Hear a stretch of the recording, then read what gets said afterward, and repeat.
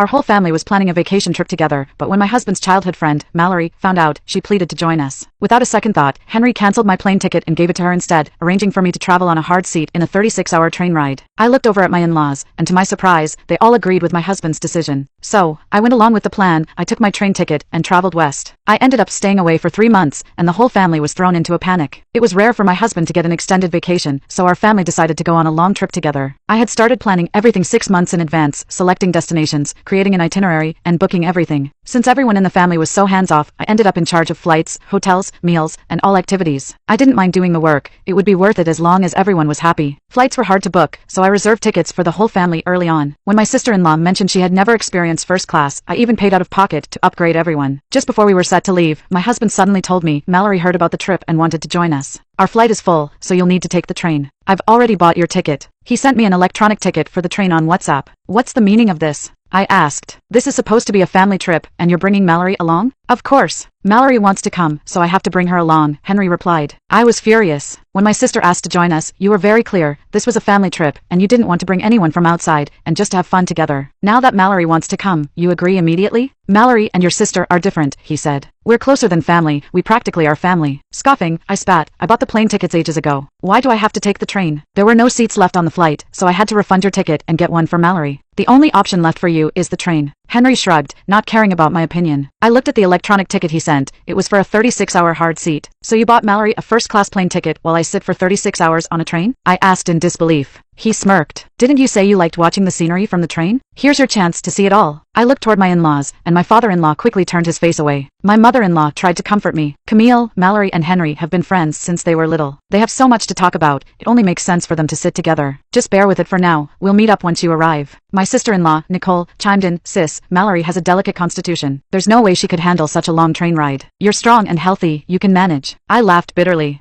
Who is actually part of this family? It's starting to look like Mallory is your real daughter-in-law. Henry scowled. It's just a train ride. It's not a big deal. And Mallory is practically family to us. It's only right that we make sure she's comfortable. Can't you be a bit more gracious and set a good example? Just then, the doorbell rang. My sister-in-law ran to open it. It was Mallory. Mallory, you're here. I've been waiting for you. Nicole enthusiastically dragged Mallory's 2 large suitcases into the house. Oh, Mallory, I've missed you so much. If only you hadn't gone abroad, you could have married my brother, and we'd all be family, she exclaimed as she side-hugged Mallory. On the other hand, my mother-in-law held Mallory's hand and chimed in, exactly. I always thought you and Henry would make a perfect match. In my heart, I've always seen you as my daughter-in-law. No one else could compare to you. They said this openly, right in front of me, without a hint of shame. At that moment, I felt my heart grow cold toward this family. Though Mallory and Henry had been childhood sweethearts, when the Baker family fell on hard times, she left the country without hesitation. It was me who helped the Baker family repay $500,000 debt, and out of gratitude, Henry married me. I had given so much to this family. My parents-in-law weren't in great health, and I'd been caring for Nicole since she was 10, handling everything from cooking and laundry to picking her up from school, helping with her homework, and attending her parent-teacher meetings. Now she was 15, and I had essentially raised her for 5 years. Though I was only her sister-in-law, I felt more like her mother. I had been generous to my in-laws as well, giving them a monthly allowance of $10,000 and taking care of all the household chores and meals, practically spoon-feeding them. Instead of feeling like a daughter-in-law, I often felt more like a live-in maid, one who paid out of her own pocket to care for this family. I never expected something in return, but despite all I'd done for them, they still treated me as less than an outsider. Mallory walked up to me with a smug smile. Sorry, Camille. If I hadn't suddenly decided to join, you wouldn't have missed out on the plane ticket and been stuck with a train seat. At first, I thought I'd skip the trip since there weren't any tickets, but Henry said he'd handle it. I didn't expect he'd make you take the train, though. I even offered to take the train myself, but Henry was worried about me sitting alone for so long. So, I guess I have to thank you for taking the inconvenience. Nicole looped her arm affectionately around Mallory's. Exactly. There are all kinds of people on trains, and if a girl like you were targeted by some creeps, what would we do? Camille, on the other hand, has such a fierce look, like a warrior. She'd scare them off in no time. When she finished speaking, the two of them burst into laughter. Seeing the anger on my face, Henry softened his tone. All right, I know this arrangement isn't ideal for you, but it's the best solution we have. Just last week, you were eyeing that bag you wanted. Why not go ahead and get it? I held out my hand. Sure, $5,000. That's so expensive. I already agreed you could get it, but now you want me to pay too? Don't push it, he snapped. I smirked and sarcastically spat. Since when do I need your permission to spend my own money? How much do you even earn in a month?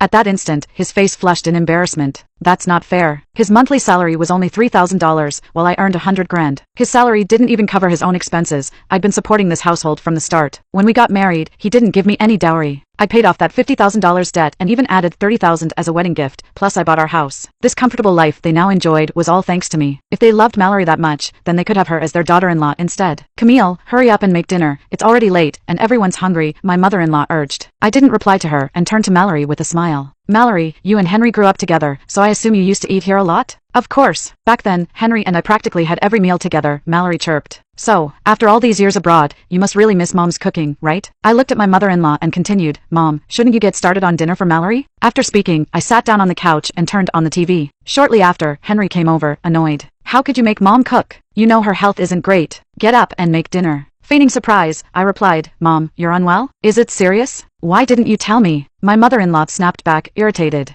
Who's unwell? I'm fine. Stop trying to curse me. Then why don't you want to cook for Mallory? Don't feel like it? I said in amusement. Instantly, her expression soured. Who said I wouldn't cook? She went to the kitchen and spent the next 2 hours preparing dinner. When it was ready, Nicole pulled Mallory into my seat. Sis, Mallory is a guest. You don't mind giving up your spot, right? My mother-in-law chimed in, handing me a bowl. If sitting at the edge is uncomfortable, why don't you take your plate to the kitchen and eat there? And while you're at it, clean up a bit. So now I wasn't even allowed at the table. No need. You all enjoy. My friend invited me out, so I'll eat with them. I flatly declined. Henry looked irritated. We're leaving for our trip tomorrow, and you're still going out? Did you pack yet? Don't you have hands? Why don't you pack? I argued back. Stunned by my response, he fell silent, and I headed out. I treated myself to a high-end dinner at a fancy restaurant, ordering steak, wine, and lobster. With my own money, I could dine wherever I wanted. I stayed out until well past midnight, enjoying my time. When I returned, the house was dark. Despite me being out so late, no one had called or texted to check in. Apparently, they had all gone to bed without a second thought. Feeling my way through the darkness, I entered the bedroom and sat on the bed, only to be startled by a piercing scream. Ah! I quickly turned on the light and saw Mallory lying in my spot. The sight made my blood boil. Without thinking, I slapped her across the face. Mallory burst into tears, and Henry sat up, shielding her. Why did you hit Mallory? We were just talking and must have fallen asleep accidentally. Oh, really? So you just accidentally ended up in bed together, holding each other? I huffed in anger. We were waiting for you. You were out so late, so Mallory stayed to keep me company. We talked for a while, and then we fell asleep. It's perfectly normal. Henry thundered. Then why didn't you call or text me? Too busy talking with your best friend? And you two couldn't wait in the living room and had to come to the bedroom? Henry scowled. You're being unreasonable, Camille. I was done arguing. I turned to Mallory. I'm back now, so why don't you leave? Or do you expect all three of us to share the bed? Ignoring my remarks, Mallory clutched her face and whimpered, Henry, it really hurts. Henry, filled with concern, replied, I'll get you some medicine. After they left the room, I immediately shut the bedroom door and locked it. Then I changed all the bed sheets and covers, put on earbuds, and went straight to sleep. The next morning, Henry stormed up to me, furious. What was that last night? I knocked for a long time, yet you didn't open the door. Mom and Dad woke up because of it. You did that on purpose, didn't you? Sneering, I deadpanned. Yes, I did it on purpose. I thought I'd give you a chance to sleep with Mallory. You should be thanking me. Hearing my words, Henry looked exasperated. Are you nuts, Camille? Why would I sleep with Mallory?